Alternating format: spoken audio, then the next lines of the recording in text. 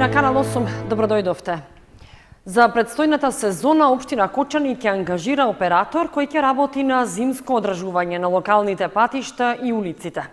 Рокот за пријавување на тендерската постапка за изведувач на услугите веќе тече, а со најповолниот понудувач ќе биде склучен договор на 10 месеци. Пред почетокот на сезоната општина Кочани ја почна постапката за избор на оператор кој ќе се грижи за зимско одржување на улиците и локалните патни правци. Веќе е објавен јавниот повик за пријавување на заинтересирани фирми, а избраниот оператор ќе треба да чисти и одржува проводност на коловозите од наноси на снег и од подмрзнување.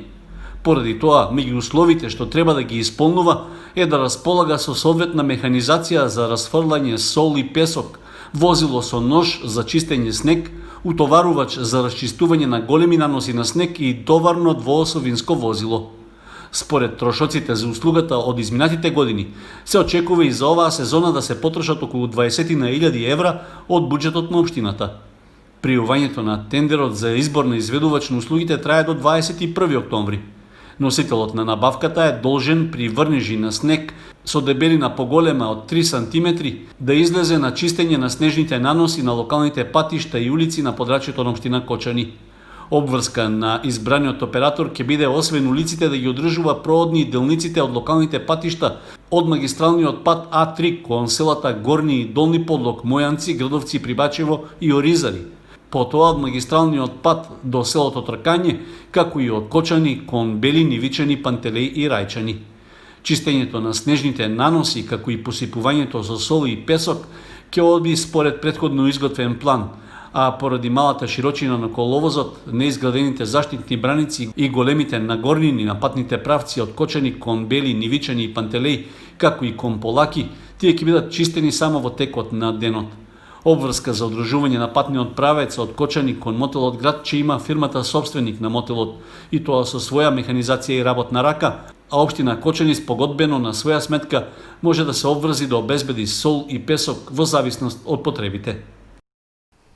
Во рамки на планирањето на расходната страна од буџетот на општината за наредната година, локалната самоуправа на Кочани го вклучува и граѓанскиот сектор. Поради тоа, упати повик граѓаните да учествуваат на јавна трибина на која ќе можат да ги изнесат своите проекти и идеи што би се вклучиле во општинските програми. Општина Кочани го почнува процесот на планирање на приоритетните проекти за 2021 година, а за чија реализација ќе се инвестираат средства од буџетската сметка. Поради тоа ќе ги вклучи и граѓаните со нивни ставови за одредени проекти што се од јавен интерес. Веќе упати јавен повик до институциите, здруженијата на граѓани и поединци да достават своји предлози за реализација на зафати што се важни за заедницата, а што би се финансирале од општинскиот буџет. Се очекува конструктивните идеи за активности што ќе се реализираат во следната година, а неопходно е навреме да бидат предвидени средства за да се вклучат во главниот финансиски план на општината. Овде пред се мисли на предлози за изградба, асфалтирање, реконструкција на улици или други инфраструктурни зафати. При тоа се препорачува предложените проекти да бидат од интерес за пошироката заедница. Освен за реализацијата на инфраструктурни прашања, граѓаните, граѓанските здруженија и институциите можат да доставуваат предлози и за други проекти што се од надлежност на локалната самоуправа. Тие се однесуваат на комунални дејности, урбанистичко планирање, заштита на животната средина, локалниот економски развој, образованието, културата, социјалната и здравствена заштита, спортот и младите, поддршка на невладиниот сектор и на меѓународната соработка. Јавната трибина на која граѓаните ќе можат да ги изнесат своите идеи за приоритетни проекти ќе се одржи в петок на 9 октомври со почеток од 18 часот во салата на спомен домот Асном. Музеот Теракота од Виница и годинава се вклучува во одбележување на Европските денови на културното наследство. 15 учесници ќе сликаат како дел од едукативната ликовна колонија, што ќе се организира во кругот на црквата Свети Спас во селото Пеклани. Едукативна ликовна колонија организира музеот Теракота од Виница во рамките на манифестацијата Европски денови на културното наследство 2020, која започна од 2 октомври и ќе трае до крајот на месецот. Виничкиот музеј секоја година со низа активности зема учество на манифестацијата, но годинава програмата се одвива со скратени содржини поради светската пандемија со COVID-19. Во колонијата ќе учествуваат 15 учесници, а ќе се реализира во соработка со Дневниот центар за лица со посебни потреби од Виница. Се работи за проект Едукативна ликовна колонија, која што ќе реализираме во соработка со Дневниот центар од Виница, со лицата со посебни потреби и со неколку деца талентирани, креативни од основните училишта од нашата општина. Автори на проектот се виш кустос Јулијана Иванова и Благица Стојанова од Музејот од Виница. Проектот ќе се реализира на отворен простор, поточно планираме да се работи на просторот на околу црквата Свети Спас во село Пеклани и ќе се работи со неколку деца, со неколку овие од лицата со посебни потреби.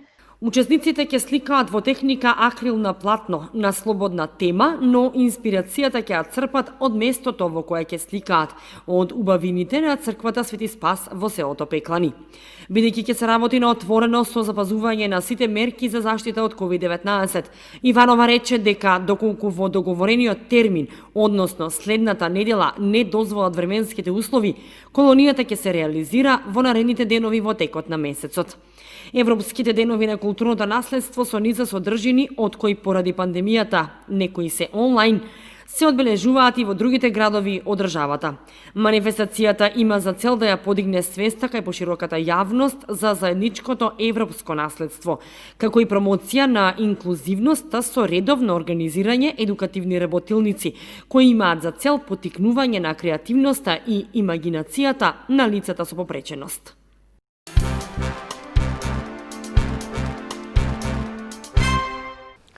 Министерството за труд и социјална политика започна со исплатата на правата од социјална и детска заштита. Правото само од детска заштита во Кочани и општините што ги покрива меѓуопштинскиот центар за социјални работи го искористуваат околу 1000 корисници. Министерството за труд и социјална политика од 2 октомври 2020 година започна со исплатата на правата од социјална и детска заштита за месец септември 2020 година. Гарантиран детски додаток, посебен додаток за октомври, еднократна помош за новороденче, родителски додаток за трето и четврто дете, образовен додаток студирање, гарантирана минимална помош, постојана парична помош, ретроактивна исплата туѓа нега, еднократна парична помош, мобилност и слепило, цивилна инвалиднина, социјално домување, социјална сигурност, социјална пензија, азиланти домување, парична помош за згрижувач, паричен надоместок за згрижувачко семејство. Со цел да се избегне метежот пред банките и да се овозможи поголема заштита на корисниците на парична помош во услови на опасност од вирусот COVID-19, исплатата ќе се спроведе во 3 групи, во филијалите и експозитури на банките, согласно со утврдениот распоред по азбучен ред. Според првата буква од презимето. На 5 октомври од А до З, 6 октомври од И до О, 7 октомври од П до Ш. Корисниците на парични права кои што поседуваат дебитна картичка ќе може да подигнат готовина на банкоматите на банките, да ги користат средствата за безготовински плаќања во продажната мрежа или преку електронско и мобилно банкарство, исто од 2 октомври. Министерството за труд и социјална политика подсетува на врската за носење маска и одржување физичко растојание од 2 метри.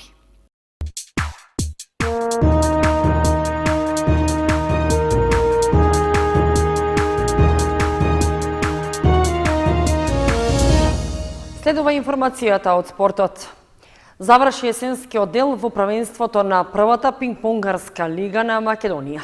Екипата на Кочани освои вкупно 13 бода и се најде на втората позиција на табелата, веднаш зад Битолски Мултитекс. Пинг-понгарите на Кочани паузата во првенството на првата лига ќе ја поминат на втората позиција. На крајот од есенската сезона тие имаа успешна низа во која забележаа 6 победи и само 1 пораз. Тоа беше доволно да се најдат во горниот дел на табелата.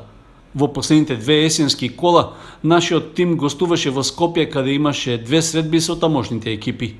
Во 6-тото коло се сетна со тимот на Дебар Маало и го совлада убедливо со резултат 4:1. Во последното 7-мо коло пак за противник го имаа ривалот за врвот на табелата екипата на Пошта 2. Сепак на крајот нашите пинпонгари заслужено славеа победа од 4:2.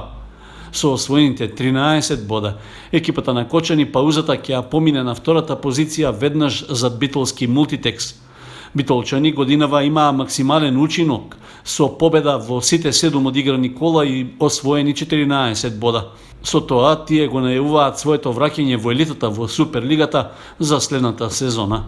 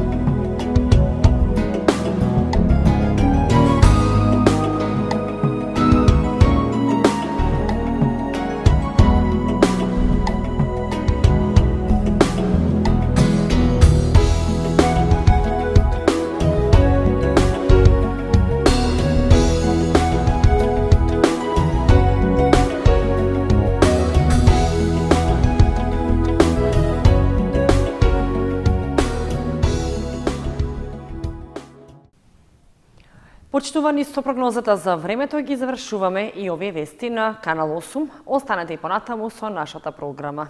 Довидување.